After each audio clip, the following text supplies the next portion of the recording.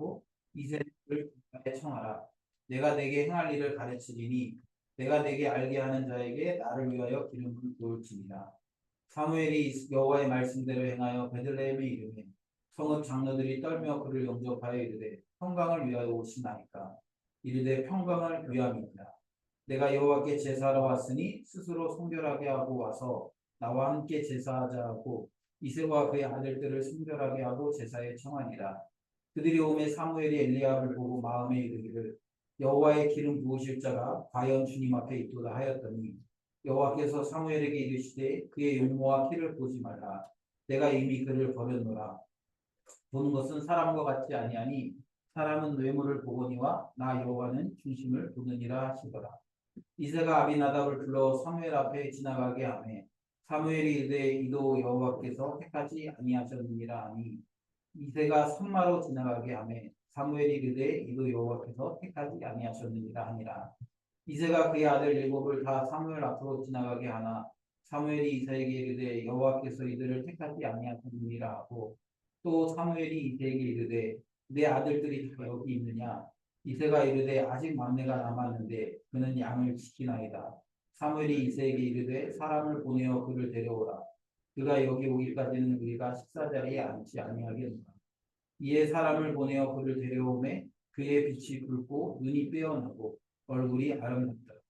여호와께서 이르시되 이가 그니 일어나 기름을 부으라 하시니라. 사무엘이 기름을 묵병에 가져다가 그의 형제 중에서 그에게 부었더니 이날 이후로 다윗이 여호와의 영에게 크게 감동됩니다. 사무엘이 떠나서 라마로 갑니다. 할렐루야. 오늘도 하나님을 예배하기 위해 모인 우리 사랑하는 성도님들을 주님의 이름으로 축복합니다. 오늘 우리가 드리는 이 예배를 통해서 또 하나님께서 우리에게 주시는 귀한 말씀을 여러분들이 받고 또 그 말씀으로 우리가 승리하는 삶을 살아냈으면 좋겠습니다. 지난주까지 우리는 사울의 이야기를 전반적으로 이제 봤습니다. 사울의 이야기를 전반적으로 봤는데 사울은 하나님의 마음에 합한 사람이 아니었다라는 것이죠.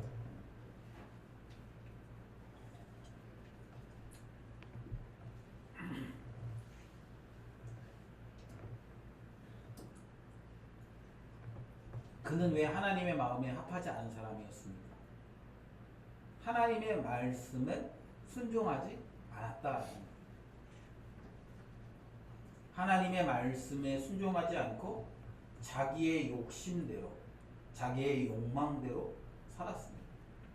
그래서 하나님께서는 그를 택하신 것을 후회하셨고 그로 하여금 이스라엘의 왕이 되지 못하도록 하셨습니다. 그리고 나서 이제 그 이야기들을 다 전한 사무엘은 마음이 많이 슬펐어요.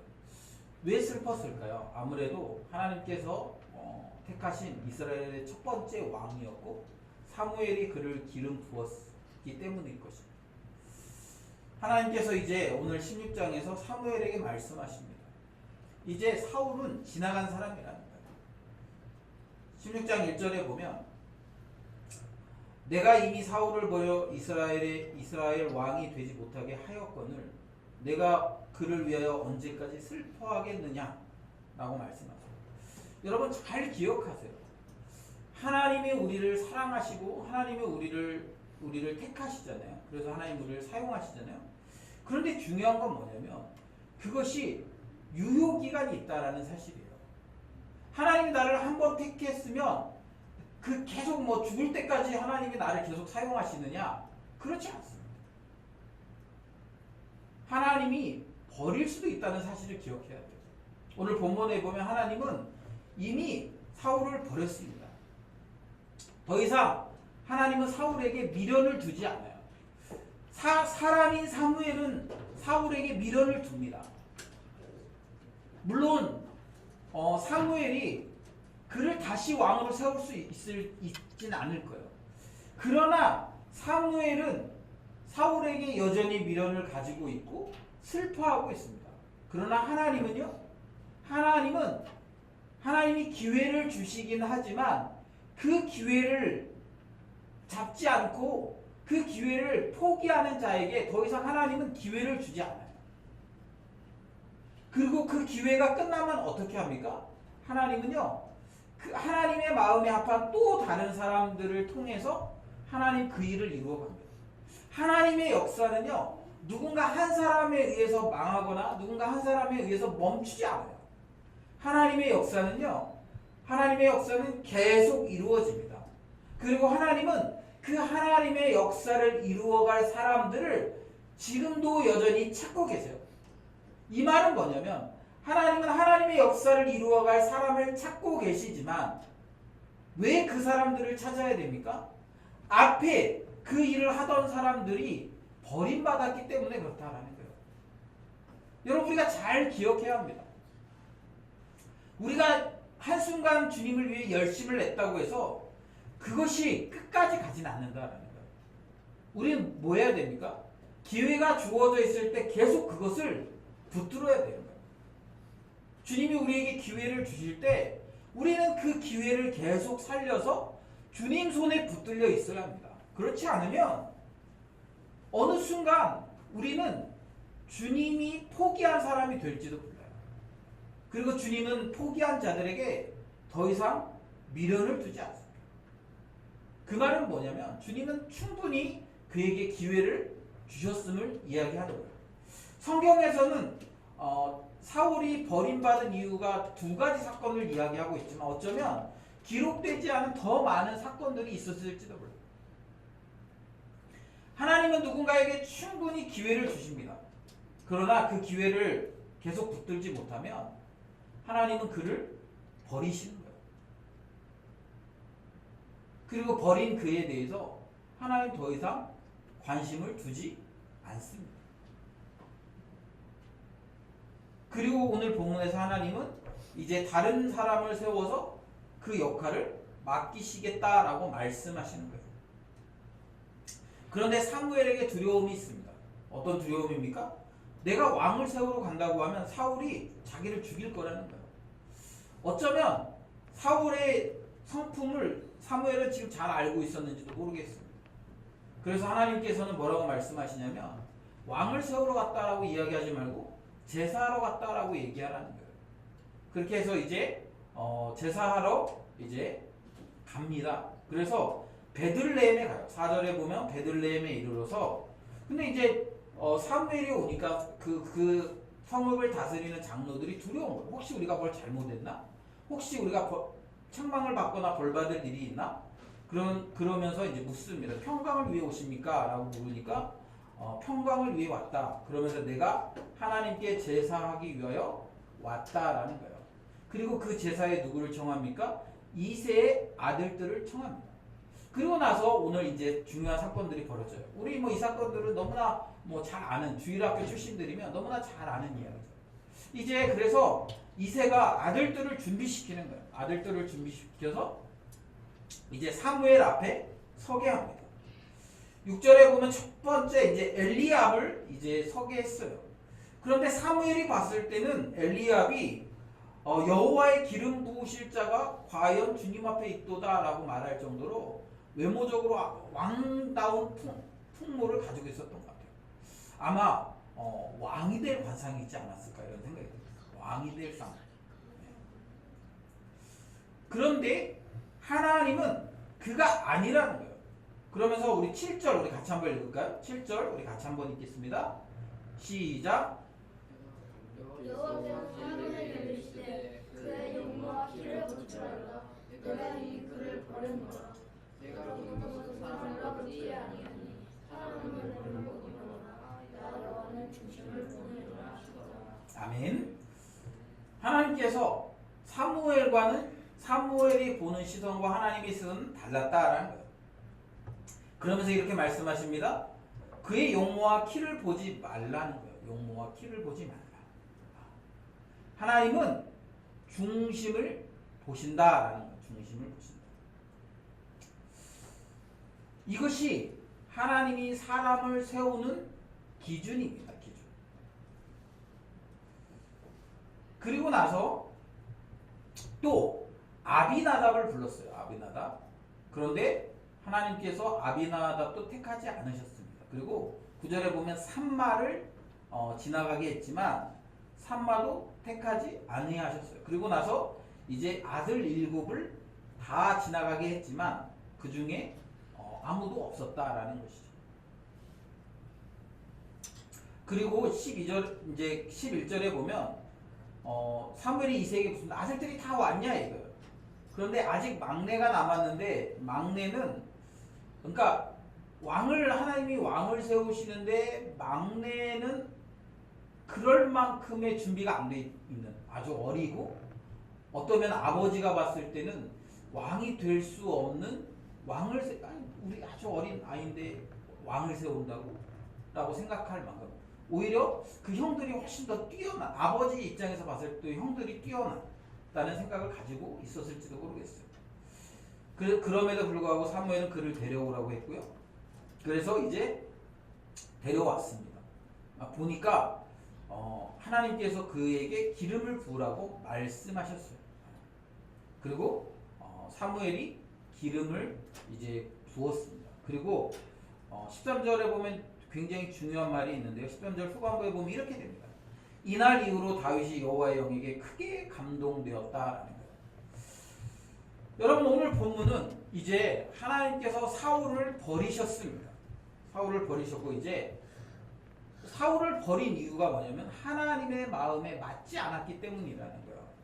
그리고 나서 그러면 이제 하나님의 마음에 맞지 않았기 때문에 그 이후에 뽑는 왕은 하나님의 마음에 맞는 하나님의 마음에 합한 사람이어야 되지 않습니까? 사실은 우리가 이제 앞으로 그 다윗이 왕이 되어가는 과정의 이야기들을 우리가 나눌 텐데요. 여러분 그 과정을 통해서 우리가 좀 주목해서 봐야 될 것은 무엇이냐면 사울은 하나님의 마음에 맞지 않는 사람이었어요. 그죠? 네. 그래서 이제 하나님이 다윗을 세우십니다. 그러면 다윗은 어떤 사람이어야 됩니까? 하나님의 마음에 합한 사람이어야 된다라는 거예요. 그래서 우리가 다윗이 왕으로 세워져 가는 그 과정을 통해서 하나님의 마음에 맞는 사람은 누군가, 하나님의 마음에 합한 사람은 누군가를 우리가 좀 살펴볼 필요가 있습니다. 그리고 여러분 우리는 왜 그걸 살펴봅니까? 우리가 그런 사람이 되어야 되기 때문에 그래요. 여러분께 제가 질문을 하나 드릴게요. 여러분은 하나님의 마음에 맞는 사람, 합한 사람이 되기를 원하십니까? 아니면 하나님의 마음에 합하지 않은 사람이 되기를 원하십니까? 네? 네. 하나님의 마음에 합한 사람이 되려면 여러분 사울처럼 살면 안 되겠죠. 우리가 이렇게 사무엘상을 보면서 우리가 하나님의 마음에 합한 사람이 되려면 적어도 사울처럼 살면 안 된다라는 것을 우리가 배웠어요. 지금까지. 그런데 사울처럼 되지 않아야 되는 것은 무엇입니까? 상황에 따라서 하나님의 말씀을 자기 욕심과 욕망과 바꾸어서 살아가면 안 된다라는 거예요. 그러니까 어떤 상황에는 하나님 말씀을 듣는 것처럼 하지만 결국에는 자기 욕망과 욕심대로 살아갔던 사람이 사울이었다라는 거죠. 그러면 적어도 그렇게 살면 안 돼. 그렇게 살면 하나님이 버리신다라는 이야기를 우리는 오늘 본문을 통해 알 수 있겠죠.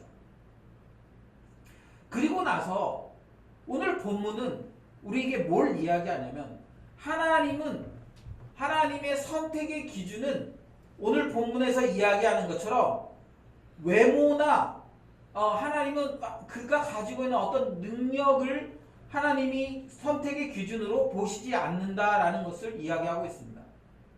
오늘 본문에서 아버지가 다윗의 아버지 이새가 자기 아들이 8이 있었어요. 그런데 지금 왕을 세운다고 할 때 앞에 있는 그 7명의 아들을 보여줬는데 8째 아들은 보여주지 않았습니다. 그 말은 뭐냐면 앞에 있는 형들이 왕이 되지 못한다면 얘는 분명히 오나마나야 라고 생각을 하는 거예요.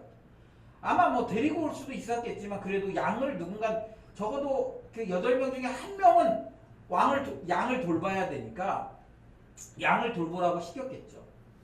아마 그러면서 아버지의 마음에 그런 마음이 있었을 거예요. 분명히 한 사람을 택한다면 첫째부터 7째 안에 들어있을 거라고 본 거죠. 막내는 도저히 왕이 될 그런 모습의 사람이라고 생각하지 않았을 거예요. 그래서 그에게 양을 돌보는 역할을 맡겼습니다.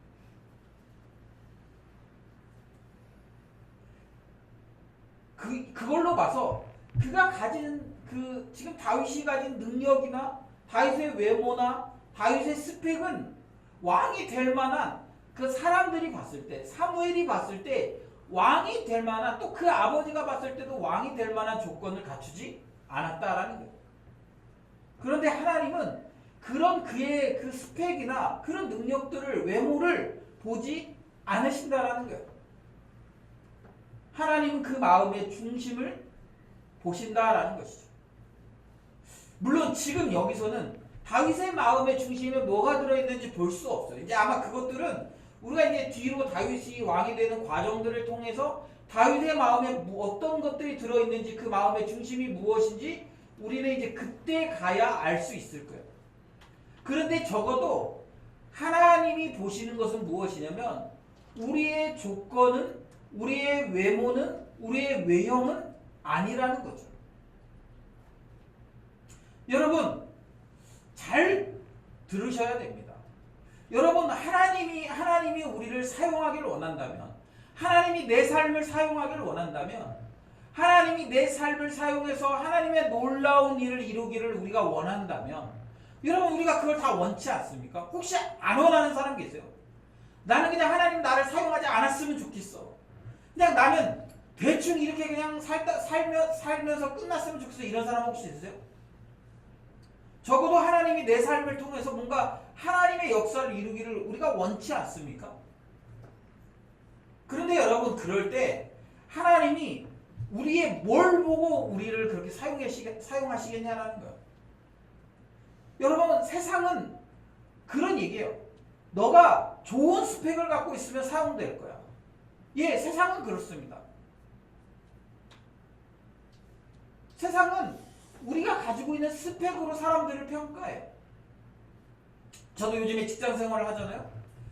직장 생활을 제가 그 직장에 가서, 그러니까 저희 직장에 보면은 저랑 동갑인데 그 회사에 15년 차 하시는 분이 있어요. 15년을 직장 생활 하신 분이 있어요. 거기서 그 직급도 과장이에요. 저희 회사가 이제 제가 보니까 진급이 되게 어렵거든요. 그래서 과장이 되려면 적어도 10년 이상 그 회사를 다녀야 돼요. 그 회사 과장이에요. 그분에 비하면 저는 사원, 나이도 저랑 엄밀히 말하면 제가 형이에요, 사실은. 왜냐면 저는 빠른 80년생이고 그분은 그냥 80년생. 그런데 회사에서는 뭘 평가하냐면, 제가 사실 제가 거기서 꽤 고학력에 속하거든요. 저는 대학원도 다녔으니까. 대학원도 다녔고, 학력으로는 제가 빠질 게 사실 없어요. 물론 전공이 신학이다 보니까 그렇긴 하지만, 나름대로 사회 경험을 이야기하면 저도 만만치 않아요. 저도 근데 그 경험이 그 회사에서 필요한 경험이 아니긴 하죠. 그래서 회사에서는 뭘로 그 사람들을 평가하냐면, 그 사람이 이 회사에서 얼마만큼 보여준 경력, 시간, 이런 것들로 사람들을 평가해요. 그래서 그분은 과장이고 저는 그냥 C예요. 성원 C. 네. 세상은 여러분 그렇게 우리를 평가합니다. 아마 여러분도 그런 것들을 많이 느낄걸요. 세상은요, 취직하면 어떤 대학을 나왔느냐, 또 내 경험이 얼마나 있냐, 또 나는 어떤 자격증을 가지고 있느냐, 내가 어떤 그런 경험들을 했느냐, 아니면 요즘에는 그렇다고 해요. 요즘에는 부모가 어떤 사람이냐가 우리의 스펙이 되기도 한다고 얘기합니다. 그런 것들이 사람들이 평가하는 기준이 돼요. 그러나 여러분, 그것은 세상적인 기준. 하나님은 뭘로 평가하신다라는 거예요? 우리 마음의 중심을 보신다라는 거예요. 적어도 우리 안에 뭐가 들어있는지를 보고 계신다라는 거예요. 그런데 여러분, 우리가 이제 이후에 하겠지만 사울의 삶을 보면서 우리가 지금 다윗의 마음에 뭐가 있기 때문에 하나님이 택했을까를 유추해 본다면 적어도 다윗의 마음에는 욕심이나 욕망을 하나님의 말씀으로 바꾸는, 그래서 자기의 욕망과 욕구를 추구하면서 그것이 하나님의 말씀인 것처럼 하는 그런 비열함은 없었을 거라는 생각이 드는 거죠. 왜요? 사울은 그것 때문에 하나님 앞에 버림받았잖아요.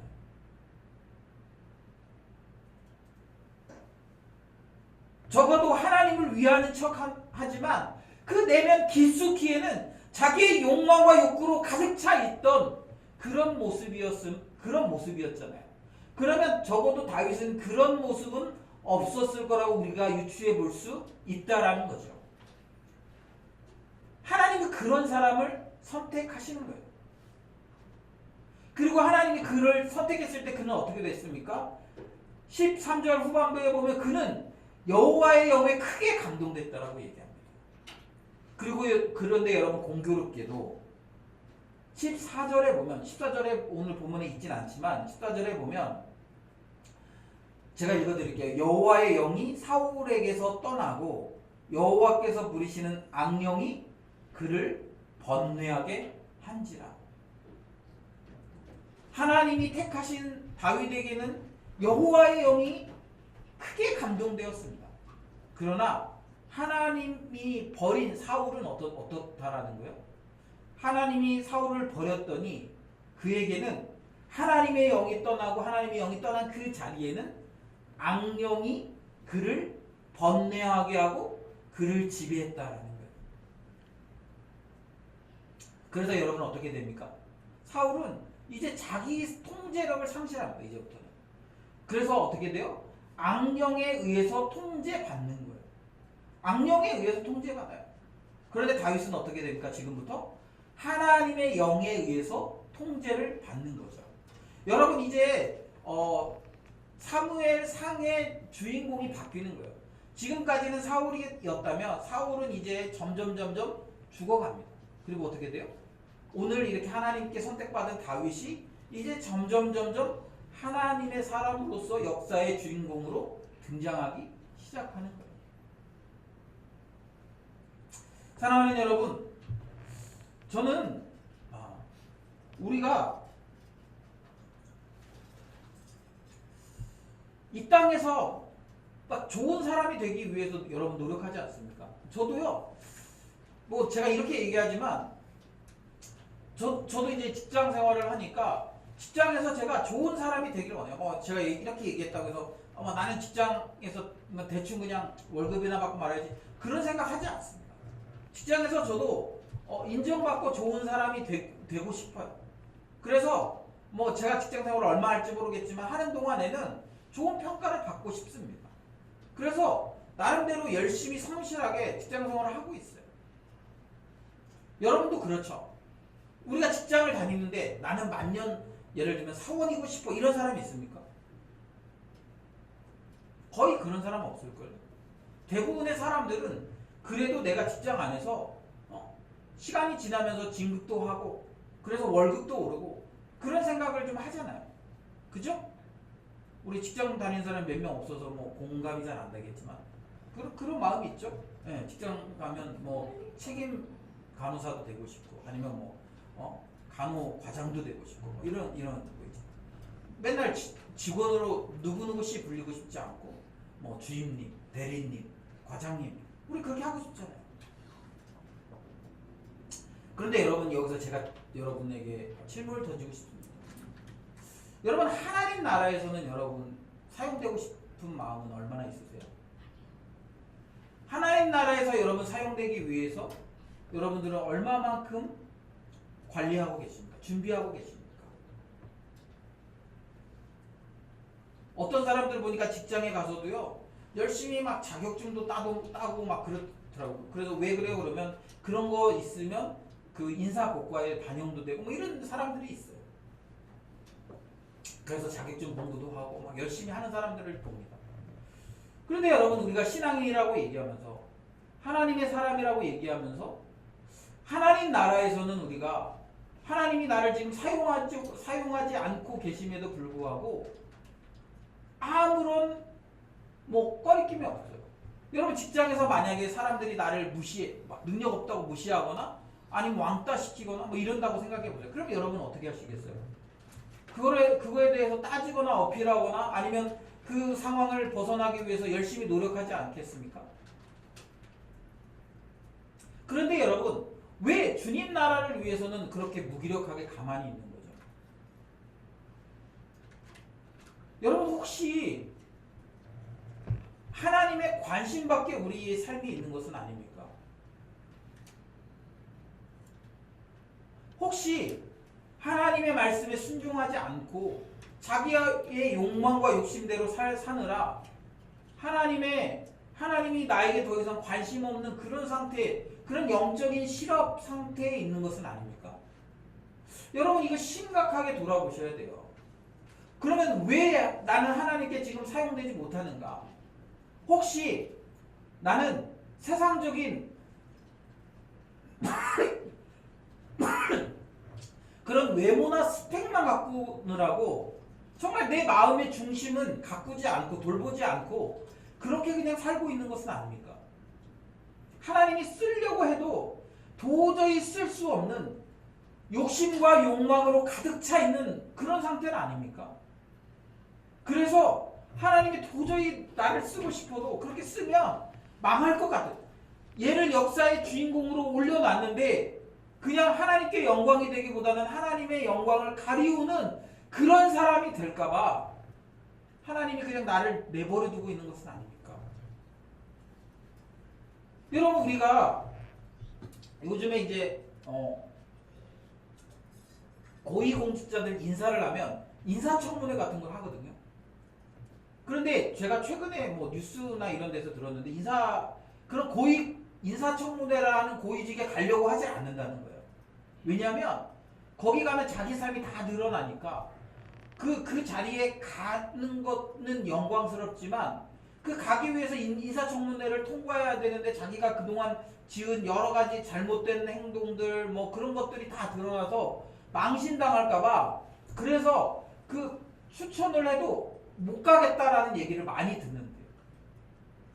그래서 이렇게 안 가는 사람들이 많다고 그런 이야기를 하더라고요.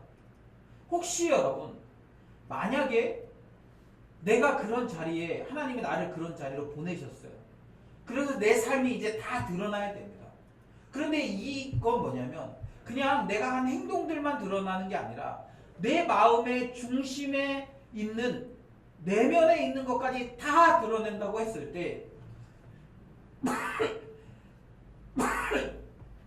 그렇다고 했을 때 여러분들의 삶이 그렇게 드러나도 괜찮다라고 이야기할 만큼 여러분의 마음의 중심을 잘 가꾸고 계시냐라는 거예요. 여러분 그렇지 않다고 하면 우리는 그동안 사울 이 나쁜 놈 계속 얘기했잖아요. 사울 왜 이딴 식이지? 하나님이 왕으로 세웠는데 하나님 선택해서 왕으로 세웠는데 그런데 왜 자기 욕망대로 살고 하나님 말씀에 불순종하고 왜 이렇게 살지라고 얘기했는데 하나님이 우리의 내면의 동기나 이런 것까지 다 끄집어 내신다면 그렇다면 혹시 다른 사람이 나의 그런 모습을 보면서 혹시 우리에게도 그런 손가락질하고 욕하는 그런 상태에 있는 거 아니에요?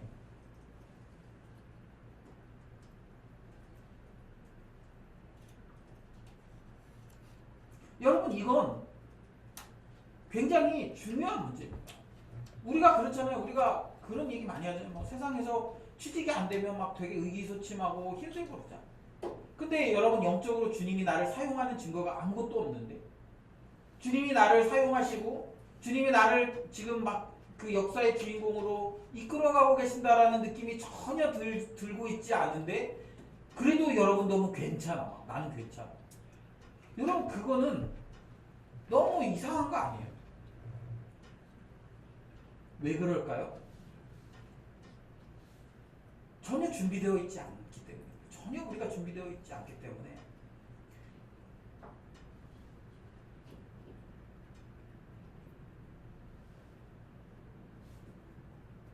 사랑하는 여러분 오늘 본문은 우리에게 많은 깨달음을 줍니다. 하나님이 사울을 처음부터 미워했던 게 아니에요. 하나님이 처음부터 사울을 버렸던 것이 아닙니다. 하나님은 사울을 택하셨고요. 하나님은 이스라엘 왕으로서 잘 사용하기를 원하셨습니다. 그러나 그는 하나님 말씀에 불순종했고 그 내면에 있는 욕망과 욕심 때문에 하나님께 버림을 받았어요. 그리고 오늘 본문에 보면 어떻게 됩니까? 결국 그는 자기 통제력을 잃어버리는 거예요. 그리고 어떻게 돼요? 악령에 의해서 번뇌하면서 그렇게 사는 거죠. 여러분 막 여기서 악령이라고 얘기하니까 우리는 막 그렇게 생각해요. 아니 막 그 뭐 귀신 같은 거 들려가지고 사실 여러분 그렇지 않습니다. 사실 여러분 우리가 살아가는 이 시대에도 악령의 통제를 받는 사람들이 얼마나 많은지 몰라요. 사실 여러분 여기서 얘기하는 악령과 우리 시대가 살아가는 세속적인 가치는요 거의 같은 의미예요. 우리 주변에 그런 사람들 혹시 있지 않으세요? 뭐만 하면 돈 이렇게 얘기하는 사람이 혹시 있지 않으세요? 내 삶이 뭔가 어려워. 그것도 돈이 없어서 그래. 야, 돈 벌어야 돼. 돈이 최고야. 돈만 있으면 뭐든지 다 돼. 막 이런 얘기하는 사람 혹시 주변에 있지 않습니까? 그런 사람도 여러분 악령에 지배당하는 사람이에요. 뭐 우리가 뭐 악령 이렇게 얘기하면 뭐 되게 그게 막 이상한 거라고 생각하는데 그렇지 않아요. 이 세상의 가치관 자체가 사단의 가치관이잖아요. 그게 다 악한 것들입니다. 그리고 그 악한 것들에 지배당하는 것이 그 악령의 지배를 당하는 거예요. 그러니까 여러분 막 이걸 우리는 막 그렇게 생각. 하나님 영의 지배 당하지 않으면요, 우리 대부분 다 악령에 의해 지배 당하게 돼 있어요. 하나님 영의 다스림을 받지 않으면 우리는 다 대부분 악령의 지배를 받을 가능성이 많습니다. 질투하고 막 그래서 막 질투심에 막 불타가지고 막 다른 사람 시기하고 뭐 질투에서부터 시작해서 시기하고 막 그러다가 막 의심하고 막 이렇게 가는 거 아닙니까? 아까도 지난주에도 얘기했지만 욕심으로부터 시작해가지고 그 욕심이 다른 사람의 것을 막 갖고 싶어하는 죄가 되고 그래서 막 다른 사람에게 사기치고 거짓말하고 그렇게 되는 거죠. 그래서 여러분 뭐 그냥 좀 과하게 얘기하면 이 땅에서 세속적인 가치관을 가지고 살아가는 사람들은요 대부분 다 악한 영의 지배를 받는 거예요. 하나님 말씀대로 살지 않으면 대부분 다 악한 영의 지배를 받습니다. 책임감 없고 자기가 원하는 대로 살고 자기가 원하는 쾌락을 위해 살고. 여러분 요즘에 우리나라에 그 마약하는 인구가 그렇게 많대요. 막 젊은 사람들 중에 마약하는 사람들이 그렇게 많다라는 거예요. 왜 그렇습니까? 쾌락의 노예가 되어 있는 거거든요. 쾌락의 노예. 그래서 어떻게 해요? 그 마약을 빌려서 자기의 쾌락을 충족시키는 거예요. 악령의 지배를 받는 거예요. 여러분 우리도 그렇게 될 가능성이 없는 것이 아니라 우리도 그렇게 될 가능성이 굉장히 많은 사람들입니다. 뭐가 없으면 그래요? 하나님의 영에 감동되고 하나님의 영의 통제를 받지 않으면 세속적인 가치 가운데 사는 거예요. 특히 우리 다음 세대들 중요해요. 이런 것들. 지금 여러분들이 세속적인 가치가 막 되게 좋은 것 같지. 막 게임하고 막 돈 있으면 게임도 할 수 있고 PC방도 가고 뭐 먹고 싶고. 근데 그거 내 노예가 되면 어떻게 됩니까? 하나님께 사용될 수 없어요. 하나님이 그런 사람을 사용하지 않아요. 돈의 노예가 되어 사는 사람을 하나님은 절대 선택하지 않습니다. 그냥 돈의 노예가 돼서 돈 거리다가 돌아버리는 거지. 라임이 좀 괜찮네요. 돈 하다 돌아버리는 거예요.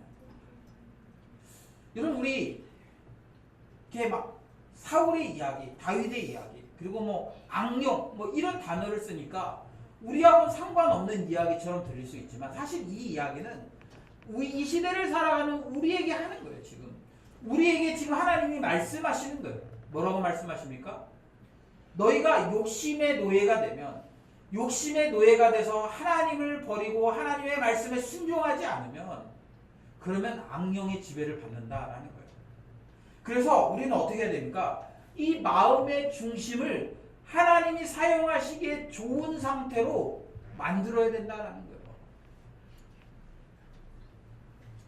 하나님이 사용하시기 좋도록 하나님의 말씀이 내 삶에 열매를 맺을 수 있도록 우리의 마음의 밭을 기경해야 된다는 거예요. 그리고 그 마음의 밭을 보고 주님이 우리의 마음을 사용하실 수도 있고 안 하실 수도 있는 거예요. 여러분은 여러분의 마음을 기경하기 위해서 어떤 노력을 하고 계십니까? 한번 여러분 진지하게 직접적으로 질문을 던져보세요. 지난 한 주 동안 여러분의 마음의 중심을 돌보기 위해서 여러분의 마음의 중심을 하나님께로 향하게 하기 위해서 여러분은 어떤 노력을 하셨습니까? 옆에 있는 사람들에게 한번 물어보세요. 직접. 지난 한 주 동안 여러분은 여러분의 마음에 어떤 노력을 하셨습니까? 물어보세요.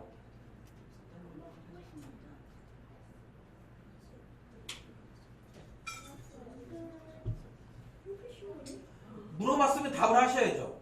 네.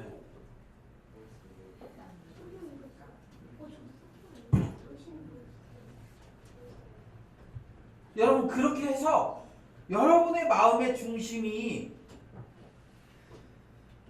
여러분의 마음의 중심이 하나님이 택하시기에 괜찮은 그런 상태가 되었습니까?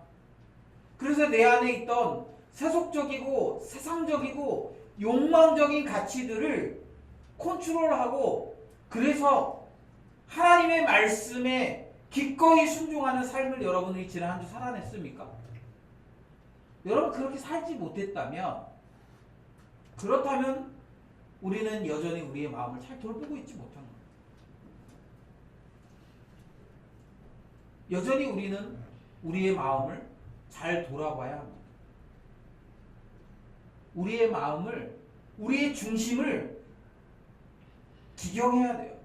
우리의 마음에 있는 돌들을 캐내야 돼요. 우리의 마음에 있는 욕심과 욕망과 죄라는 그런 돌들을 캐내지 않으면 하나님 앞에 사용될 수 없어요. 그리고 혹시 그렇게 하나님 앞에 사용되더라도 어느 순간 그런 것들이 다 제가 좀 전문 용어를 쓰면 뽀록나게 돼 있어요. 다 드러나요. 그리고 그렇게 높은 자리에 가서 그런 것들이 드러나면 어떻게 됩니까? 높은 자리에 가서 그런 것들이 드러나면 훨씬 더 책임져야 될 것이 클 뿐만 아니라 훨씬 더 창피하고 민망한 거죠.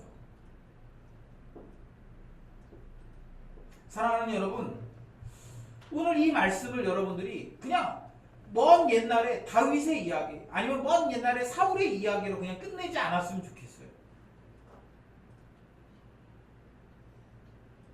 여러분 이것은 지금 우리에게 하나님이 하시는 말씀이에요. 우리 교회도 사무엘이 있는데 사무엘 선지자가 있어요. 이렇게. 하나님이 지금 사무엘에게 물으시는 거예요. 사무엘아, 너는 외모만 신경 쓰고 있는 거니 아니면 너는 마음도 너의 마음의 중심도 지금 돌아보고 있는 거니? 하율아, 너는 하나님이 사용하시기에 잘 준비된 그런 중심을 갖고 있니? 아니면 하나님께 버림받을 만한 그런 욕심과 욕망과 욕구만 가지고 살고 있니? 하나님이 오늘 우리에게 물으시는 거예요. 이 성경의 말씀을 통해서.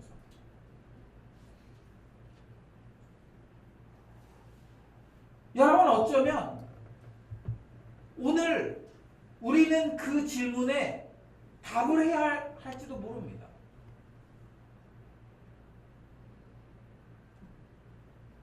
여러분은 어떤 마음입니까? 여러분 마음에 무엇이 있습니까? 혹시 겉으로 드러나는 것들만 여러분 신경 쓰고 있는 건 아니에요. 혹시 교회 안에서 나는 모태신앙이야. 나는 신앙생활 몇 년 했어. 나는 교회에서 이런 봉사도 했고 나는 이런 훈련도 받았고 그러니까 나는 아주 괜찮은 사람이야.